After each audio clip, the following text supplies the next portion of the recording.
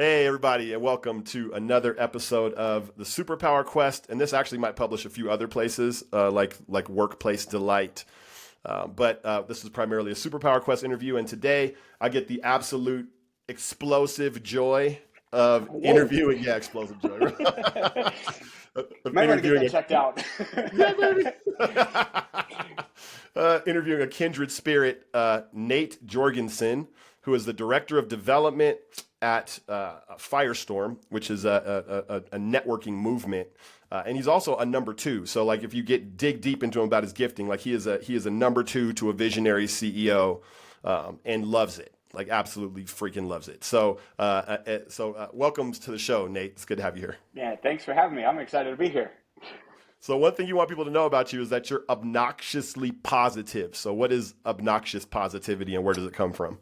There is not a lot that can bring me down. And if something does bring me down, for whatever reason, I'm able to find, even if it's just a little sliver, like something to be positive about in that situation. Where does it come from? I don't know.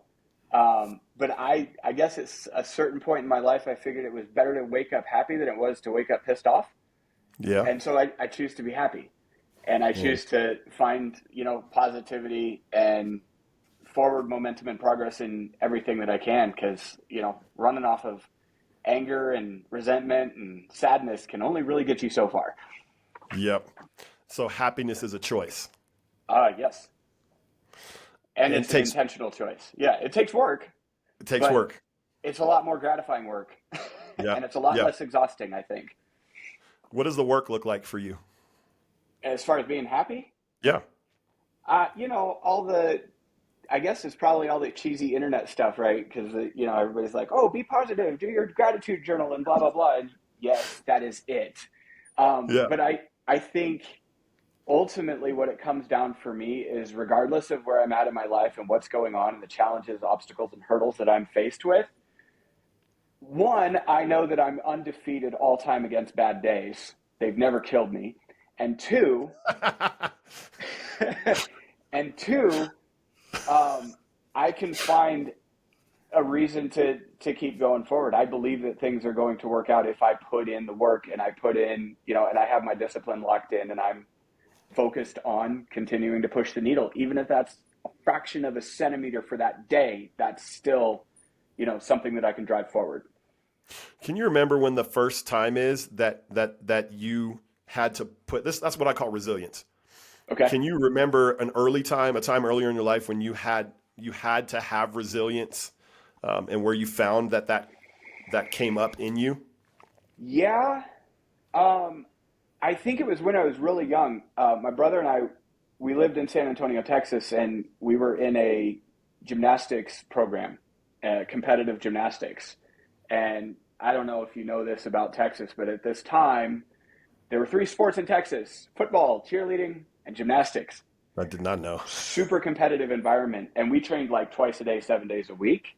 Yeah. And so, just to get through practices and competitions, you kind of had to, I don't know if find another gear, but you had to find a reason to keep going because it was so physically, mentally, and oftentimes emotionally exhausting. Yeah. So if I look back, I can see where that started, but I didn't obviously fully recognize it as a young child, Yeah. being 7 or 8. But I would suspect that that's where that came from. Is Yeah. like being able to push yourself through injury, soreness, fatigue, physically, and get it done. Did it help that your brother was doing it with you? No, because he was a No. smart ass like me. But probably yes, because we deal with a lot of things with humor and Yeah. laughter as opposed to, getting, bent out of shape and cranked up and all that kind of stuff. So, yeah, I suppose he probably did. But yeah, we're 20 months apart. And so, Yeah. we were pretty much at the same level, like just going through the program. So, Were you competitive with each other? yeah, oh yeah. I've been competitive since he was born. Yeah. Dude, that's wild, man. Yeah. Yeah, I can see that. That's cool. So would that be like the humor and fun? Is that a hmm part of obnoxious positivity. It's a part of Yep. how you deal with challenge. Yep. Also, one of my things that people might say was a weakness is I can find a joke in anything. Yeah. Even the most Yeah. darkest, fucked up situations, like Yeah. I'll be Yes. like, well, Yeah. but that's Yeah. how I process stuff. Like, I'm not for everybody, that's for sure. Yeah, dude. No, no, no. We are not. I'd say we are not for everybody, Yeah, right? Like fair there's point. Yeah. like I am also on my own brand of 10. Yes. Yes. Everybody's got And to have their own brand of 10. yeah, yeah. This is so cool, man. Obnoxious positivity. So let's jump into origin stories. So you already started a Okay. little bit with gymnastics and Yep. resilience and your Yep. relationship with your brother. Tell me a little bit more about the journey. Where do you want me to start? Um, let's start with defining moments for you, right? Because this whole part is, who are you, right? And so Yeah. we've learned a Yeah. lot in just, you know, 8 minutes. We've learned a lot Right. about who you are and how you process. Yep. So how did you become you? You know? Yeah. Uh, I don't know, but let's see if we can unpack this. So, See if we can pick it. did gymnastics for a number of years. That was in San Antonio. Yep. My family and I actually moved from San Antonio to Colorado when I was like 12 or 13. That's where my gymnastics career kind of hung that up. Yeah. My brother kept going, dominated people in Colorado. It's pretty incredible. Um, Yeah. and because, I mean, we had the Texas training, like it was a different Yes. world down there. Um, and then, yeah, just, I don't know, growing up, I always was drawn to the theater, performing arts, that kind of thing. My dad's a theater major, my mom's a music major. So every major production at church, the Jorgensens were involved in.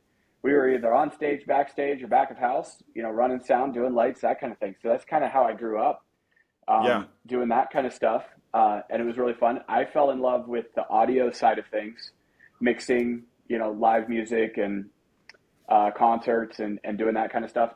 Originally, I wanted to be a lighting designer, but I found out I was colorblind. So I would have been a really terrible lighting designer. Yeah. Or really good to people that are also colorblind. That could have been fun, but it's a pretty limited audience. So yeah, Man. that was my high school, was like all theater, tech theater specifically. Like I ditched Wow. class to go hang out in the theater, install the sound system, build sets, paint the stage, run cable. Like I loved that stuff. Putting on Yeah. shows and producing them from back of the house, and just, my goal with this is where the number two thing came from. My Yeah. goal with audio, I don't know if people know this about, like, I'm not going to call myself an audio engineer, but audio engineers, the only time people notice those guys is when they mess up. Yes. If everything's perfect, nobody says anything to you. So my Correct. goal with every production that I was involved with was to have no comments at the end of the evening. So I had Yeah. a little scorecard that was no comment and the date. No comment and the date. One comment and the date. That's how I did it. Yeah. So, Man, you are built different, right? Because if you think about that, right? Like I it's mean, we it's all not. are, but yeah. Yeah. Yeah. But it's not just that you were seeking excellence in kind of being behind the scenes, right? So you created a metric to judge yourself by, which is Yeah. awesome, right? Which is no Yeah. feedback. But then not only do you create the metric, but then you execute and you give notation on it, on Yeah. how you're doing. So you have a scorecard for yourself, Yeah. You can't right? track what you don't measure. You can't track what you don't So, measure. I mean, Yeah. I think that's where I started really falling in love with checklists Yeah. because I'm a huge fan of those. Yeah. But yeah, so yeah, that was kind of my high school years. I told my parents on my first day of freshman year that I was going to finish the next 4 years and I was not going to college, and that I would figure it out from there. And I think Yeah. they were somewhat relieved because I also have four younger brothers, and they were like, okay, that's a little bit of a nice financial Yep. respite there for Yep. planning. And um, ultimately, I just wanted to go into like the performing arts or running live audio, doing concerts, like, being an audio engineer for a Yeah. living or working in a recording studio. That was kind of what I thought my path was going to be. So, Yeah. that's what I kind of started doing. And Yeah. it was fun. Yeah, it was really cool. So, um, so after high school, I got a job at Elitch Gardens in Denver. Dude, for reals? I used to work at Yeah. Elitch's. I used to work at Elitch's, When? bro. I was a When? plush stalker, man. I was like 19 Yeah. when I was doing it. I was in college, so that would be like 30 years ago. Okay. So Yeah, was that at the old Elitch's or the current one downtown? it was it had I think it had the current one. Yeah, the current one. Yeah, We might have worked it there had the become same. Six Flags. I was there the summer of '98, right before it became Six Flags. Oh, for real, dude. We might Yeah, have been. we might That's have been. crazy talk. So this is going to get super fun. So I was the assistant entertainment director. Yeah. So I installed the park-wide sound system. What? So I What? think I was there the summer after they put in the Mind Eraser. No way, dude. Yeah. I remember that. That's the one that drops you like straight down, No, right? Is this that? was like the red roller coaster that's Oh, like okay. kind of on the Platte Yep. River side of things. Yep. But from what I understand, I think they just like dropped that roller coaster on top of the old hub for the entire park-wide sound system. Like they did not care at all. They're like, somebody will fix this, and that somebody was me. Wow. So Bro, that's nuts. I did the park-wide sound system, and then I did the sound system and lighting system install in the Trocadero Theater. Yeah. And then I ran the shows at the Trocadero Theater from back of house. Yeah. So the American Pop Variety Show, the Magic Show, those were the two shows we had in there. And then the rest of the time I Dang. was running around fixing all the intercoms and stuff. I mean, I pretty much lived at the park. Like I That's slept in the crazy. water park. I showered in the locker rooms. I'm sure I can talk about this now. Um, After hours, it was cool because I got to drive my truck through the park to get my equipment from one. It was just kind of fun to like drive a vehicle through an amusement park. It was pretty cool. Yeah. Yeah. Ate nachos for breakfast. Woke up by riding the Tower of Doom. Like that was my world. Yeah, baby. Yeah, It dude. was awesome. And the cool thing was, I've always been comfortable on stage, but I preferred back of house. Yeah. You know, and so at the end of August, all of the cast members from like the shows that we did in the Trocadero Theater, they all went off to college, Yeah. and I didn't. But I had seen all the shows 10 times a day for the last 3 months, and they were like, "Hey, do you want to be in the show?" And I was like, "Yes, I do." So No I way, actually dude. ran sound and then would jump up on stage, do the thing.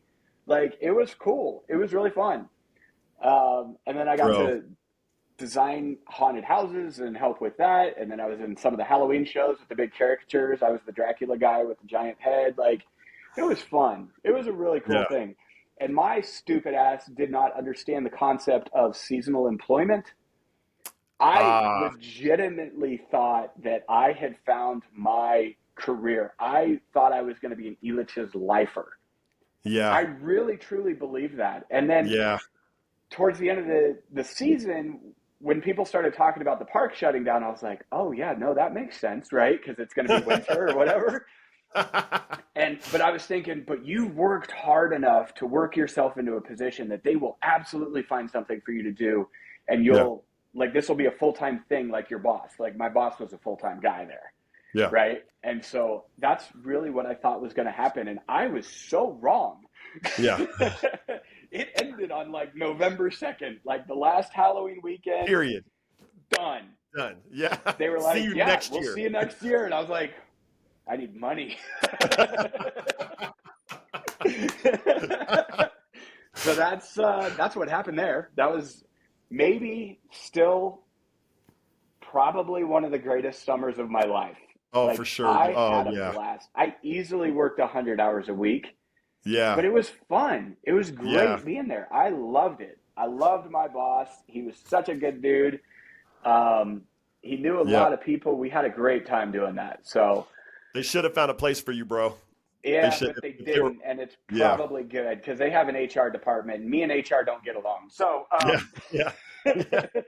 That's right. Yeah. It Yeah. was for the best. yeah, it was, but it also, continued my trajectory. So my Yep.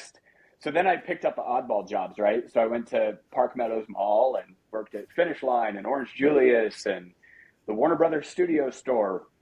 We could do a whole session on that. And then I also worked at, do you remember Bennigan's? Oh, yeah. Oh, Yeah. yeah. So I worked at Bennigan's, the one off of Arapahoe and I-25.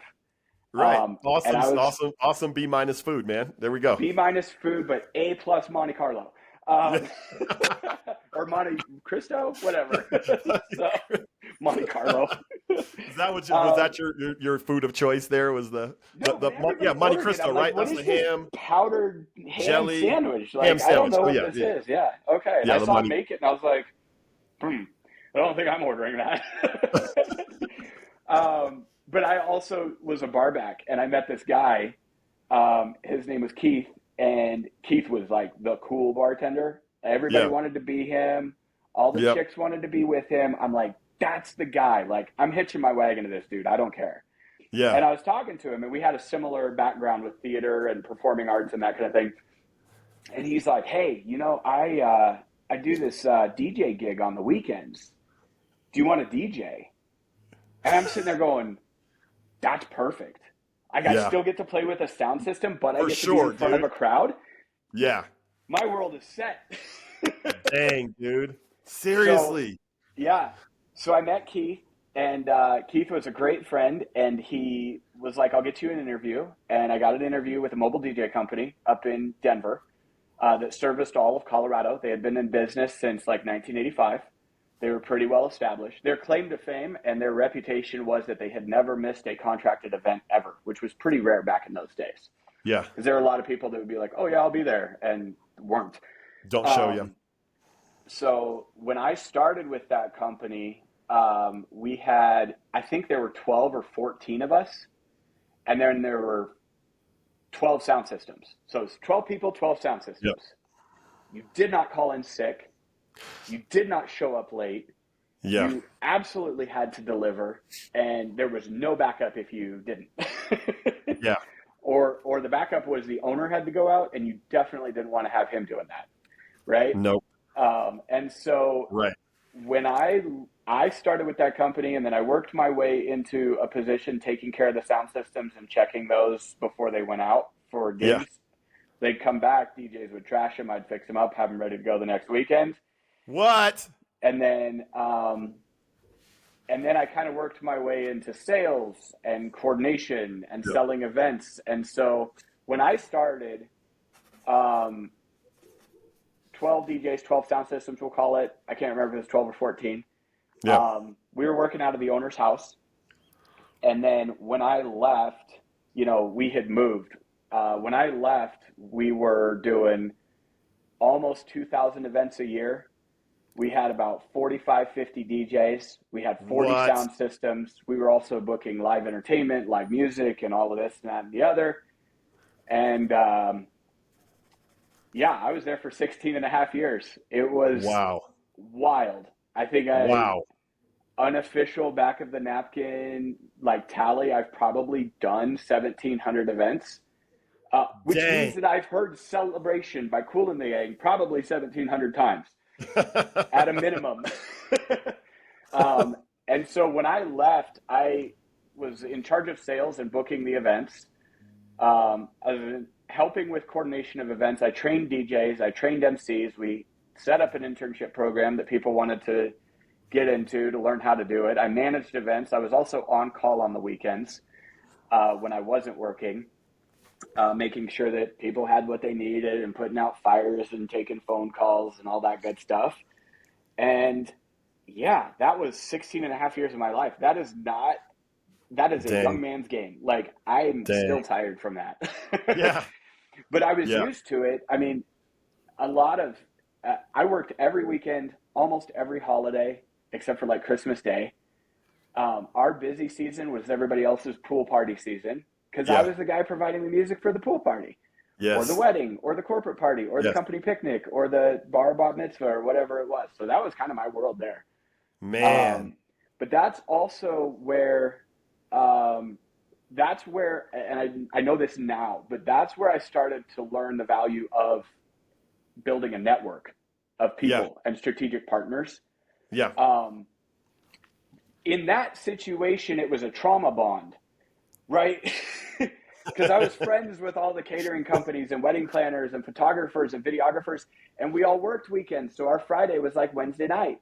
And that's Yeah. when we go out, have some drinks, trade war stories, talk about terrible people that we were dealing with, the, good things that happened, bad things that happened, but we were trauma bonded basically because Yeah. we were all going through the shit together. Yeah. We were all out till 3 or 4 o'clock on Sunday morning, and then having to go into a wedding at 10 o'clock on Sunday morning. Like, that's just how it was. That was the That's schedule it. that we Yeah. kept, and it was a grind, but with the right people, it was definitely tolerable and it was a lot of fun. But that's where I built my network. I had a massive network. I didn't even realize what a network was. I Yeah. just knew that I had all these friends that I could count on, basically, right? Yes. So if something happened to an event or somebody's wedding had an issue and a caterer didn't show up, I had 15 caterers that I could call and say, hey, can you guys do anything? I know it's 5 o'clock and they start at 7, but what do you want to do here, right? Yeah. So that's kind of Yeah. that's where the unofficial network kind of came into play, right? Yeah. And it was a ton of fun. It was so impactful that one of my friend's cousins had a wedding. I'm going to forget the name of this. Maybe you can help me out. There was a fire in Colorado Springs that came within like 100 yards of the Air Force Chapel. Yep. Do you remember which one that was? I don't remember, but I remember. Okay. I remember how it felt to be in the city when that happened. Yeah. And it was brutal. And my friend was supposed to get married there. My friend's cousin was supposed to get married there on like a Friday. Yeah. And he called me Thursday or Wednesday. I think he called me Wednesday, and he said, I don't think this is happening. Yeah. And I said, well, what do you want to do? And he said, well, we'll kind of wait and see because it's a Colorado wildfire, and it's completely unpredictable. Yep. He said, what do you think we should do? And I said, I think you might want to look at moving the wedding. Yeah. And he goes, we can't. We've got everybody's coming in from out of town because they're military, they're Air Force. So they don't actually live here. Families coming in from out of town. We've got 150 people. We've already booked hotel rooms. We've already got food. I think the tuxedos are in the chapel because they had their walkthrough that day and they saw the fire. Tuxedos were in the chapel. And I said, dude, you got to move this thing. And he said, well, I said, I don't know. Let me figure it out. Right? So story of my life. You come alive though, right? That's when you come alive. Yeah. And I just started calling people. And I said, here's the deal. What do you got? It's summer, right? I think it was June, peak wedding season. Yeah. There's not exactly people looking for work in that time frame. Nah. That are looking to fill bookings. But somehow through my network, I got a hold of a hotel in Boulder that provided the catering. I got a hold of transportation. I got room blocks taken care of.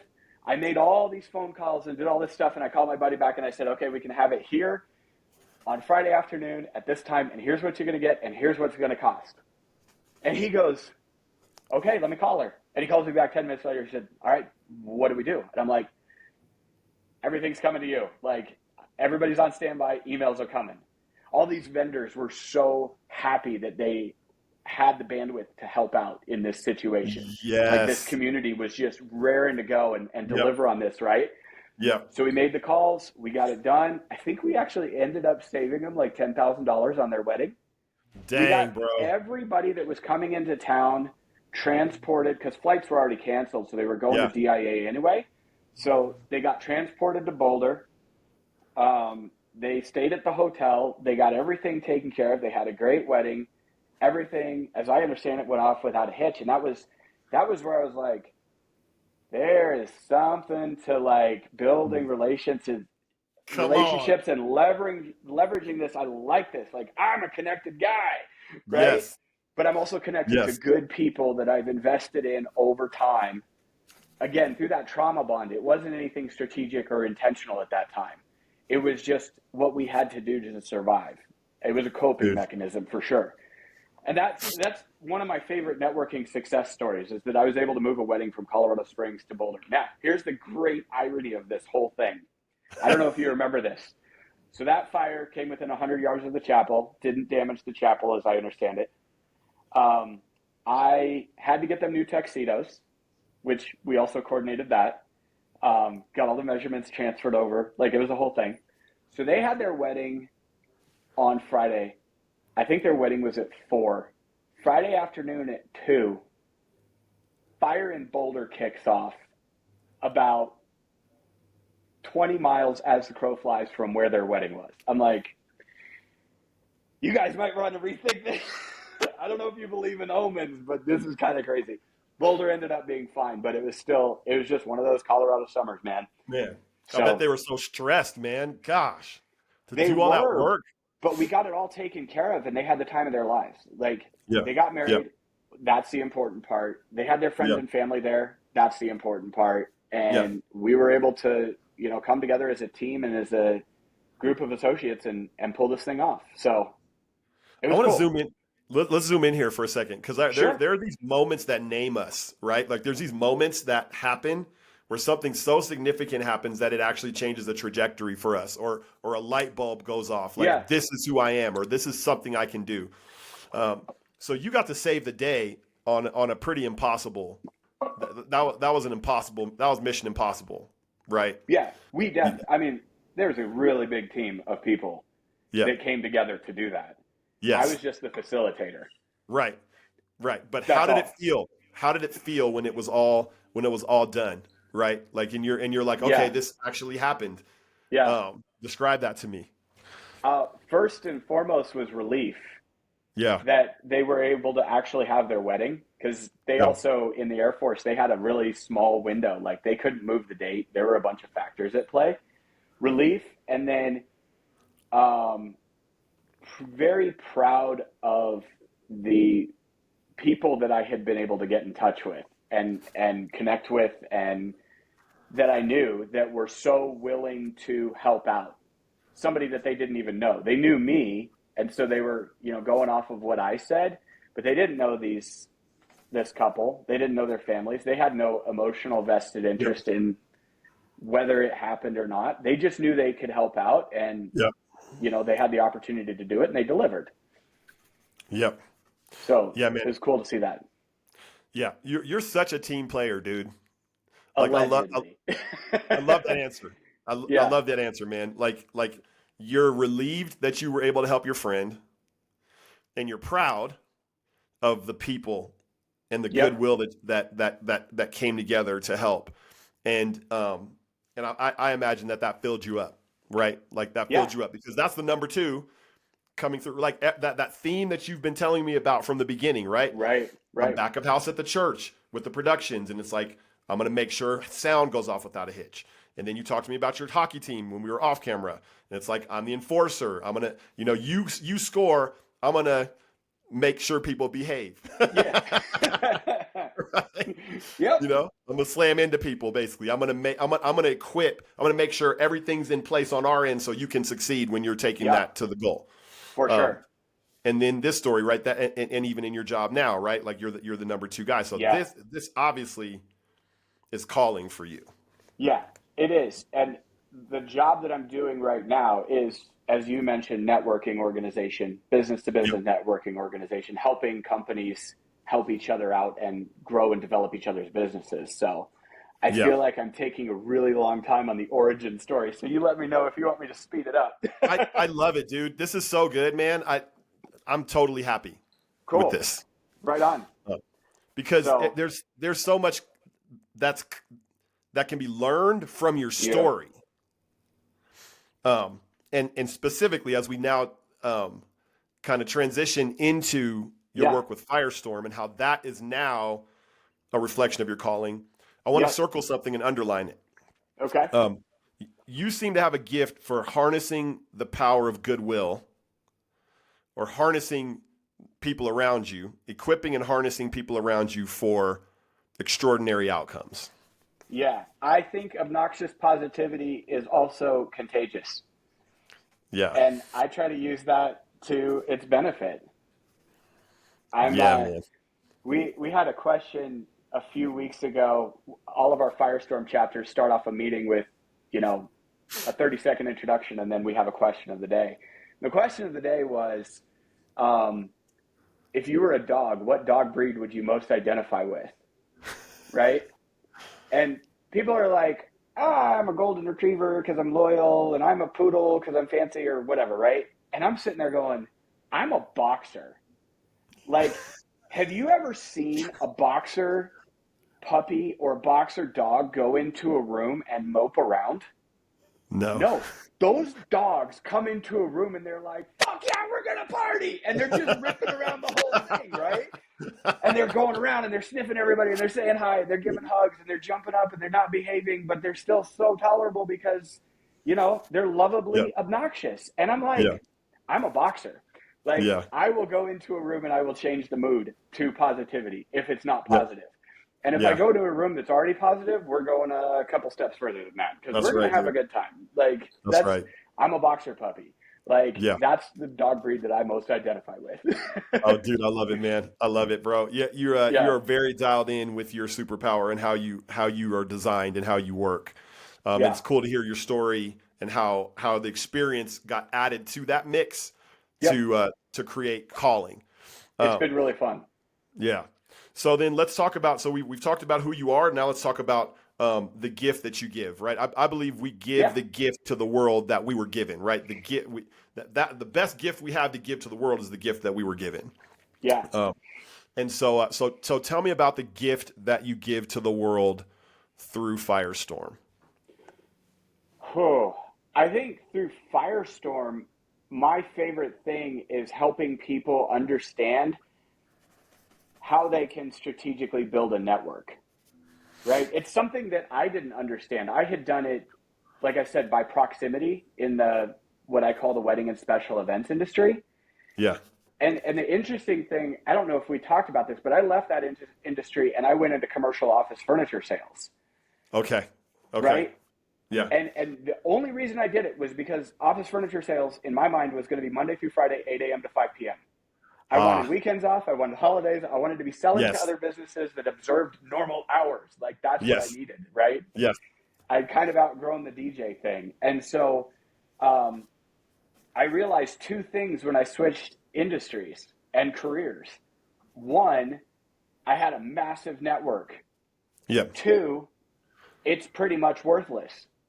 Yeah. Because if I'm selling commercial office furniture, as much as I love the catering company and the wedding planners, they can't help me.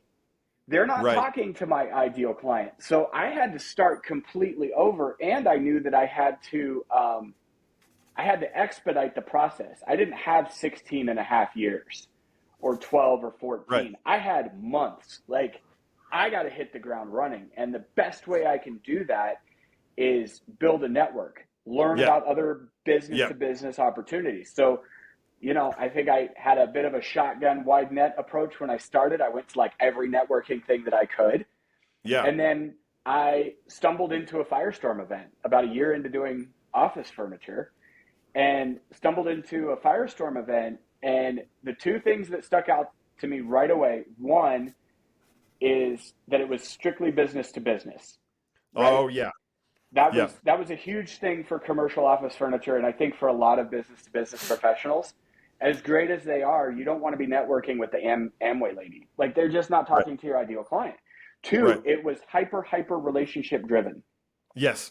And that's what it was all about. That was the foundation that I chose to build on. And so being that it was relationship driven versus transactional is what resonated with me. And then the third component was there was an education aspect. Like, I could learn about B2B services. I could learn about how people were selling to their clients, what their clients looked like, how I could help them, what I could give to them, introductions that I could make. That's what stuck out to me. So I actually joined Firestorm as a member doing commercial office furniture in 2015 when Firestorm first started in Colorado. And it was in Broomfield. That was the first chapter, and that's the one that I joined. And then once I figured it out, got my teeth cut, learned my business, like, it was a lot of learning. I was drinking from the fire hose for a couple years on the networking side, on the furniture sales side. But once I figured it out, it all just started to click. Yeah. And it all started to come together. And that's where I started going, okay, I couldn't really expect to get a lot when I was showing up to those meetings because people didn't know what I was doing. I didn't even know what I was doing. Right. So I figured the way that I'm going to make myself valuable is I'm going to go in here and I'm going to find any opportunity, sliver of light that I can to help that person. Yes. If it's personally or professionally, don't care. Yes. If it's an introduction, Yes. if it's a thank you card, if it's a text in the morning that says, "Hey, I hope you kick some ass today," I'm going to do that. Yeah. That's what I'm going to do. And hopefully I do enough of that people are like, yeah, we'll keep them around. Yeah. You know what I mean? Yes. And yeah, here I am. And Dude. so, Right. yeah, that's how the Firestorm, I forgot the question. I'm sorry. I just went off on No, dude, no, this is a great. rampage. That was where we needed to go, right? Which was Yeah. how did you enter into Firestorm? What is Yep. Firestorm, right? Which I Yep. think that even gave us a good sense for what, Firestorm is a relational, hyper relational B2B networking group. Yes. And it's a system, right? Because Yes. it's like what a friend of mine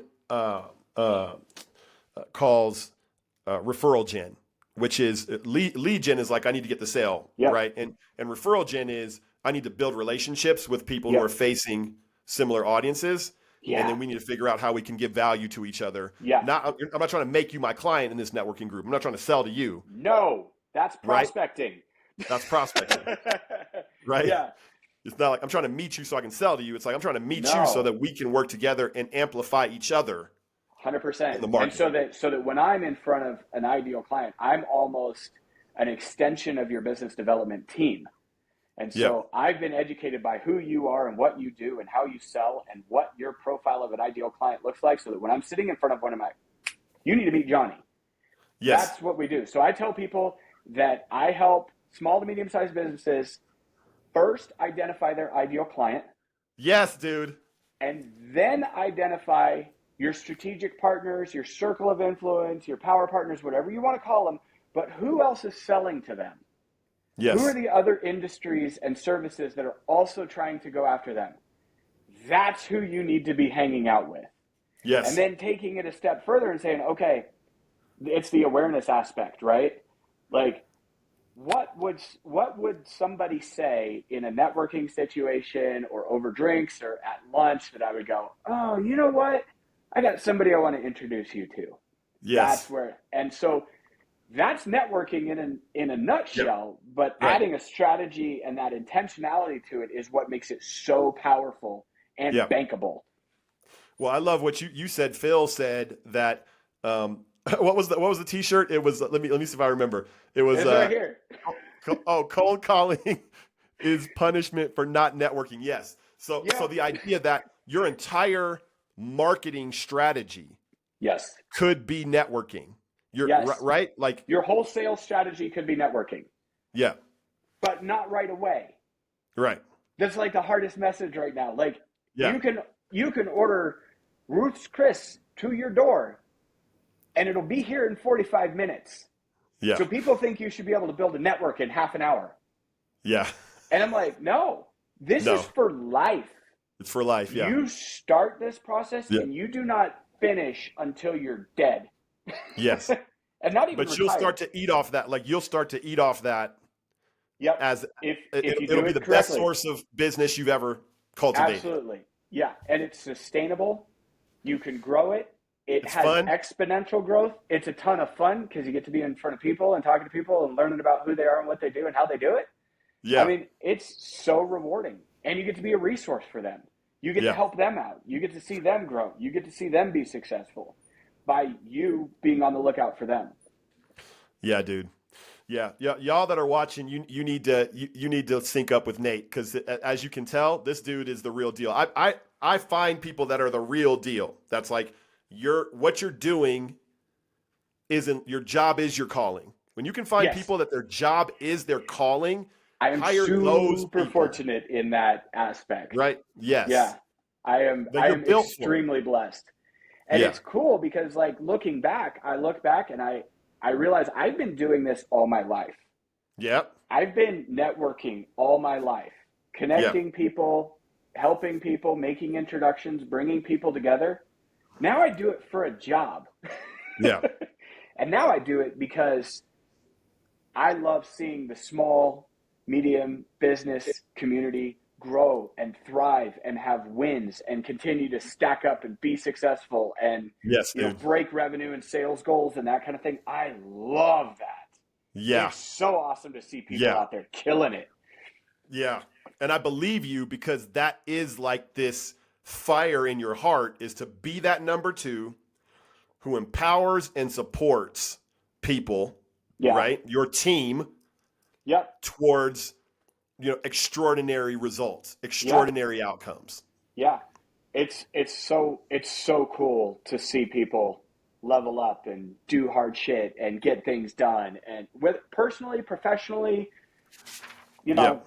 family wise, whatever. I like to see people win. I love to see people win, especially people in my circle. Yeah, bro. So I'm going to name a couple things that I see I've got 2 pages of notes here. Oh, crap. Sorry. No, I love it, dude. I'm going to name a couple things that I see. So first, you have an incredible drive, right? You're talking about working 100-hour weeks, and then the DJing thing, right? Yeah. Even dial back, you have an incredible drive. And so that's just, I don't know if you know this, but that's not super common. I've heard it's not normal, but I don't know any other way. Yeah, no, it's great, right? That's part of your superpower, right? So, you took the superpower quest, and your core drive is progress, right? There's progress, order, and harmony. Mm-hmm. Yeah. Number one for you is progress, which is motion, forward motion. Let's go, right? Let's get it done. That's you all the time. The boxer, right? Yes. But then also you've got high relational intelligence. Like, that's very rare, dude, to have that kind of drive, because people that have your kind of drive tend to roll over other people, right? And can really be steamrollers. But you have that connector, right? The harmony side, which is the relationship side, which is the emotional intelligence side, the people side. So that, I'm sure every once in a while you can still roll over people, but you can hold it in check because you're highly relational and deeply loyal. Yeah. I try not to roll people over. I try to drag them along with me. Yeah. Like, if there's somebody that doesn't want to participate, kicking and screaming is your next option. And eventually you're going to start laughing about this, and we're going to have a good time. Yeah, absolutely, dude. Yeah. Second thing I noticed is that you're a growth engine, right? So the things that you become a part of tend to thrive. And probably because most of us in business, if you're a visionary like me, you understand the value of tenacity. Like, you need folks on your team that are going to have extreme ownership and passion. Yes. Which is you. And then they're going to take it personally to drive the vision forward. Right. Right. Even if they've got to drag it kicking and screaming. Yep. And so that's what you do. That's in essence, that's who you are. That's your entire history. That's what you do. That's what you're doing. When I asked you, what's your goal? I said, what is your goal, Nate? Like, you could have said anything, right? You could have said, I want to buy a high-end barbecue grill, right? You could have said whatever. I said, what's your goal? And you said, you gave me a number for how many members you wanted to see. That you had a goal for a certain amount of members to be in the Firestorm chapter. Yeah. Because you and Firestorm, right? Like, you're all in. Yeah. I mean, and think about how beneficial that my ultimate goal is 10,000 members in Colorado. Yeah. I want 10,000 members in Colorado. The reason that's a great number, right? It looks good on paper, but imagine the connectivity for those people that are members. Yeah, dude. You are one phone call away from who knows what. Man, dude. You could almost ask for it or tell somebody, hey, I need to be in front of this person. Somebody in that network's going to know them. 10,000 people? Dude. That's powerful. Massive power. That's a lot. Army behind you. I know. You are back. Yeah. Yeah, bro. Like, I'm a connector, so that resonates with me in a way that maybe it wouldn't with most people. But the energy and the power of people and connections and the right person who's passionate about the right thing, who's got the right superpower in the right area coming together with the person that needs it, we get rid of mediocrity, right? Yeah. So often it's business, and we're stimulating the growth of these businesses, these entrepreneurs, these people that are scratching, clawing, fighting for every dime. We're making it easier for them to be successful and to grow revenue, and they have a whole support system to go along with them. So it's a phenomenal thing. Phil has lots of great things, but one of my favorite ones that he has on his email signature right now is, if you know who to call them. If you don't know who to call me. Oh yeah. Oh, right? Yeah. So that's the power of connectivity. And Yeah. I want to be at that level someday, Yeah. but I also want Firestorm as a community to be at that level Yes. where everybody you meet with Firestorm, if you're not in, you're going, oh, he knows everybody. He's connected to everybody. That person has all the connections because they're in Firestorm. I want to be a Yeah. part of that. I want Yeah, that dude. level of connectivity. Yeah, bro. Nah, it's cool. How many are you at right now? How many members are you at right now? We're creeping up on 200.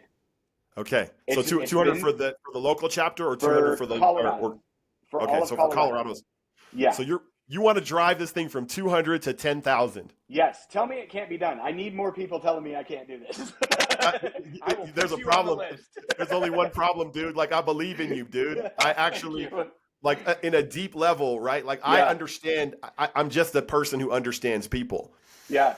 You know, like what you touch and what you get involved with tends to experience exponential growth. I can see that from what you described to me, right?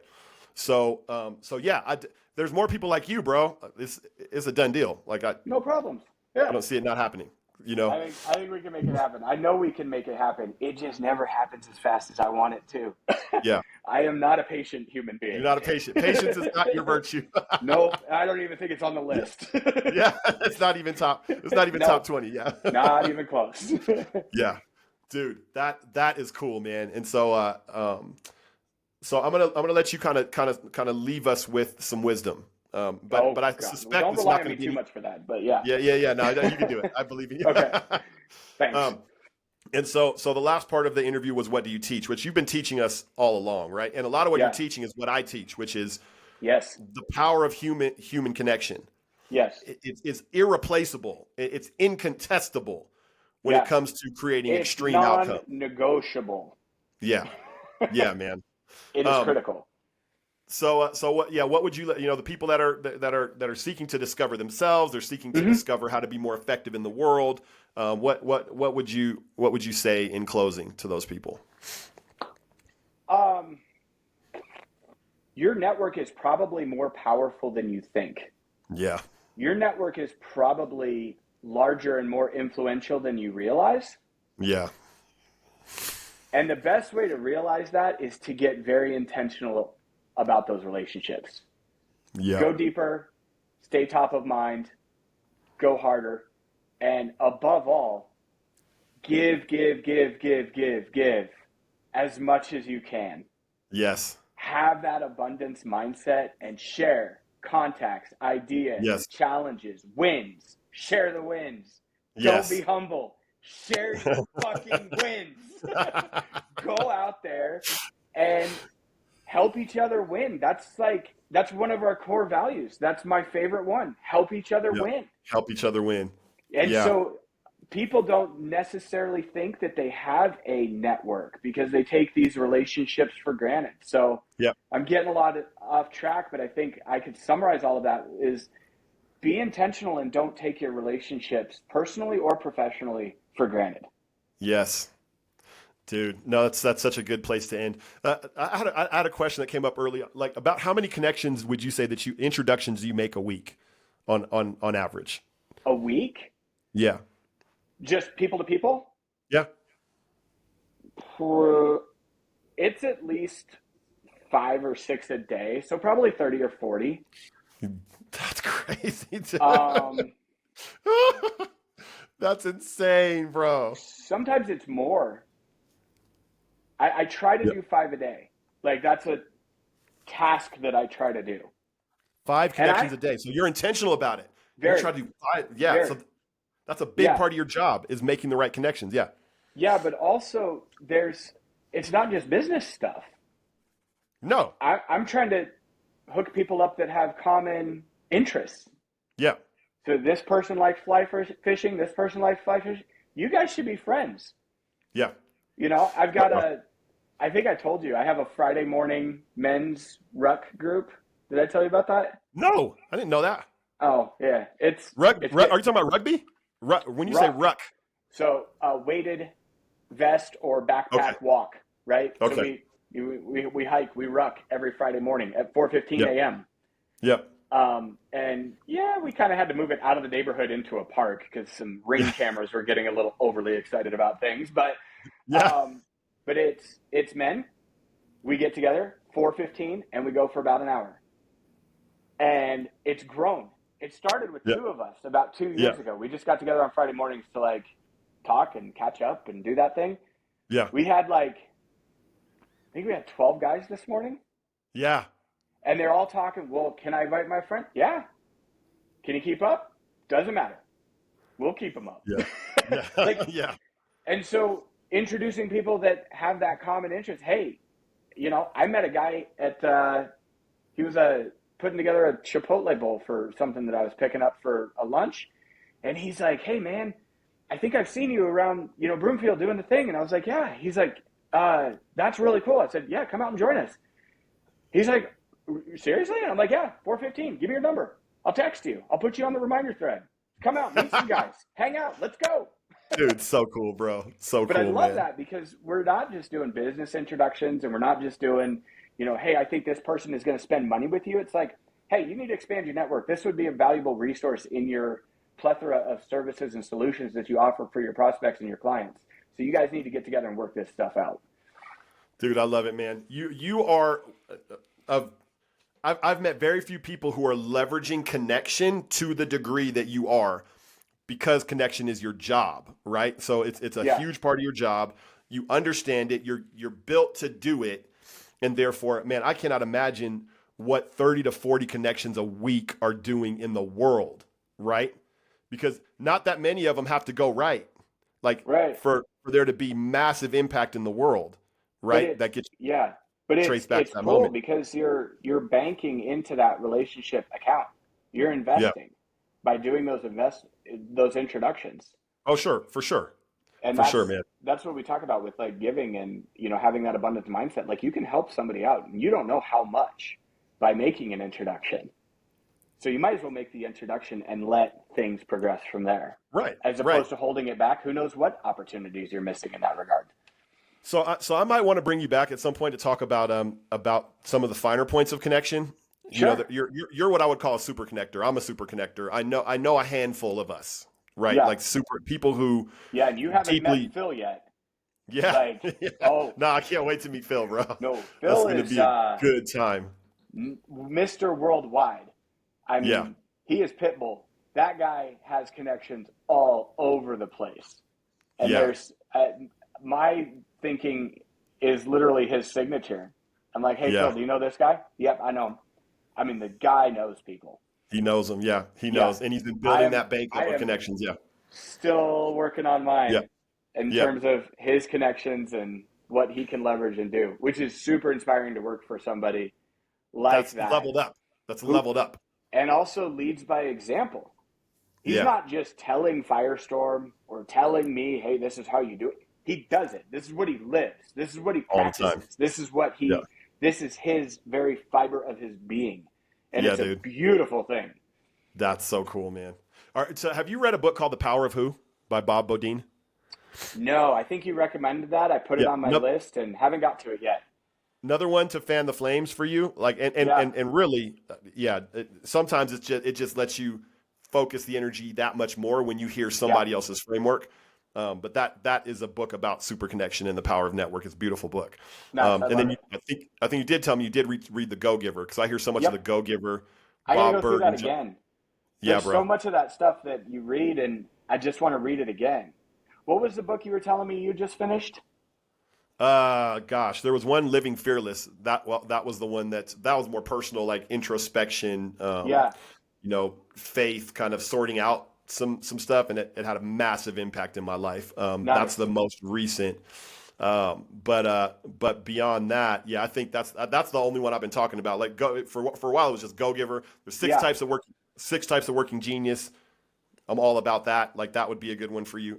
Anyway, we can talk about this offline. But those are some of my. We can talk about it now too. I don't care. So, I want your top 5 books right now. The Go-Giver. I get to interview Bob Berg coming up here in next month. I think I get to. That'll be so cool. Keep me posted on that. That's awesome.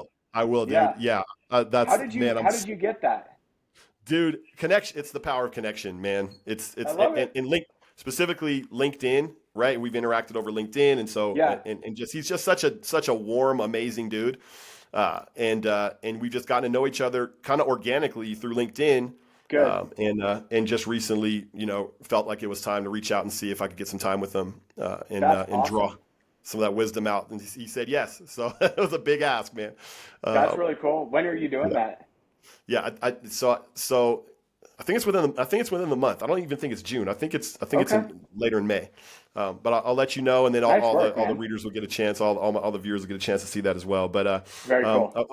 we're gonna have to wrap up at this point, Nate. Yep. This was special, dude. This was special, man. It's Like, always a good time chatting with you.